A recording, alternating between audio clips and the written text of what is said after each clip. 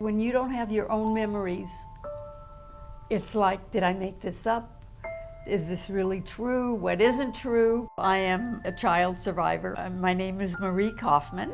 I was born March 19th, 1941, in the south of France. My parents, however, had come from Poland, and when things were really bad there in 36, 37, had come to France. People in this hiding village, it's a little village, small population that could band together to help people.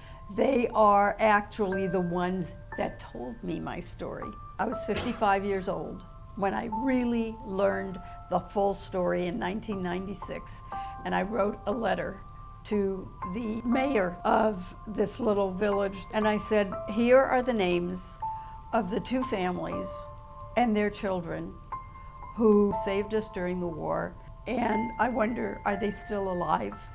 And I would like to meet them. When the mayor wrote me back, he said, we would love for you to come out here. The parents are deceased, but their children, who were teenagers at the time, who were responsible for rescuing you and saving your life, are all here, and they're waiting for you. And they wondered what happened to their little sister, Marie. Nothing was real until I got this letter that validated that I was real, that the story was real, and that something had happened to me. There were 5 teenagers, 3 in one family and 2 in the other family. They were our neighbors. A lot of refugees were coming through all the areas. They saw that we would need things. They had milk, they had food, so they were being good neighbors. The 2 girls from the Alary family, 14 and 16 years old. They had a chicken farm. They took me around all their chores, and so I learned how to take eggs out. They taught me songs and games, brought me dolls to play with. Jeannot Andrieux, he had been 15 years old at the time. He said, I remember you coming to milk the cows with me, and you never wanted to milk the cows, and you tried to run away all the time. I was so worried that you were going to get us caught, because they weren't supposed to let me speak to strangers or let me be seen by strangers. Jeannot, he was so scared about that he'd always tell me, if you don't listen to me, the boogeyman is going to come and take you away. The next time, I didn't know it was him. He had a potato sack over his head, sat me on his lap, and he said, I'm the boogeyman. And I was scared enough that I never did it again. Then his sister Madeleine, who was 13 and a half at the time, said, I remember you being a real scared little girl. You would hold on to your mother's skirt and your eyes were darting back and forth and so timid. This was like a photograph. I didn't have photographs in my childhood. The mayor, he made sure that he would get my mother ration cards as well. And then he said, I'm going to bring the priest who is going to help you. And this priest came and said, we have to make you fake identification papers. And we have to make fake baptism papers for your little girl. He made fake papers. His brother worked with the Germans and could have turned them in if had he known that this priest was basically a resistance guy and helping Jews. The priest's brother, he's the one that turned in 2 Belgian families that got taken to Auschwitz. The soldiers, the SS soldiers, circulated around to everything. They were in the church and they were in the factory, they were in the forest, and my mother saw some Jews taken away. The trains were still running to Switzerland. People were trying to cross borders. My parents bundled me up and they went to the train station, and my father stood at one end of the station and my mother at the other, so they wouldn't be together in case anything would happen. As the train was approaching and actually stopped, my mother dropped everything she had on her and everything fell all over the floor. The train left and they found out that train was stopped. Everyone was sent to Auschwitz. Then there was a policeman involved. They were looking for my father, who was signed up at the factory. It said Michael Kaufman and from Poland, and everybody knew he was Jewish. The policeman comes to announce to the factory owner, we have to pick up Michael Kaufman because we have to take him to the labor camps. The owner of the factory said, "Mr. Kaufman is not here today." It wasn't true. The factory owner goes to find my father and he said, "Go talk to this lady who owns the house you're renting. She may know of a hiding place for you." And she said, "I have a place, just follow me."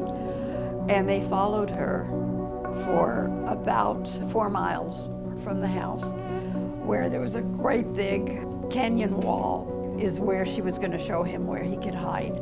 And they're trudging up this very, very windy road that my mother said when you looked down, didn't look straight ahead, you could fall right over. It was so narrow. And they get to the top, and what do they find? It's a big rock with a hole in it. And she said, "This is where you can hide." And they looked at each other again, and there was no choice. So my father moved in to the cave, and my mother would go. Sometimes it would be twice a week, sometimes it could only be once a week. She would dress with dark clothing and a scarf and go by moonlight. So she hoped that no one would see her. And then she'd trudge with me in the buggy and would put in some food from her garden and whatever bread she made.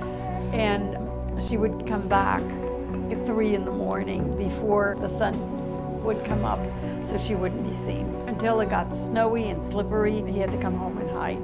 And he hid under the house. It was just a one-person thing where you can only lie down or sit, where they kept the firewood. That's where he hid for 2.5 more years.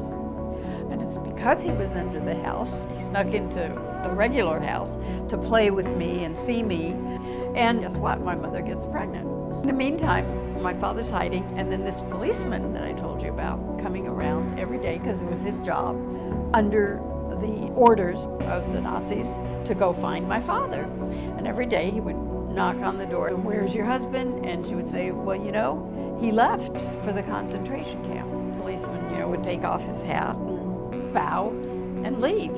But then he would come back another time and he said, "Where is your husband?" And they'd go through the same routine. One time he came and my mother was holding my baby sister. She thought that was it, and they were going to be taken away.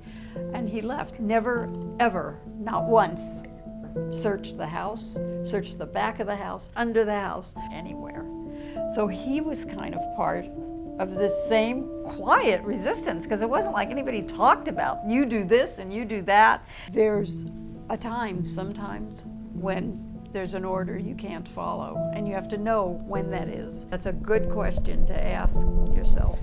When do you do one thing and not another thing? And it's the same priest that decided we had to have a baptism for my sister when she was born. And then Pierrot, the brother, he was younger, he was a 13-year-old. He said, "I was the godfather for your little baby sister." And he shows me with his hands like that. I held your little baby sister in my hands for her baptism at the church. It was a fake baptism. I was so scared I was going to drop her. The SS soldiers came to the church too. And he said, and I was sure that they could see right through me that I was holding a Jewish baby. And that they would take me and my family and everybody away to the camps. Everyone just kept it as, this is what we do. As I asked each one of them was scared. Madeleine said to me, she said, "Mais c'est normal, that's what you do. You take care of people." And I said, if it had been normal for everybody else in the world, there would be many more of us alive. I have 2 children, a daughter and a son, and 4 grandchildren. All 5 rescuers were still alive, and they met my son for the first time, and they encircled him and held him, and they said, "You're here because of what we did. You got to have a mom, and you got to be here.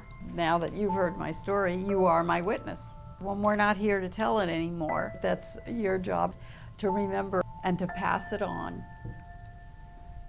because we definitely need the lessons of the Holocaust into life today."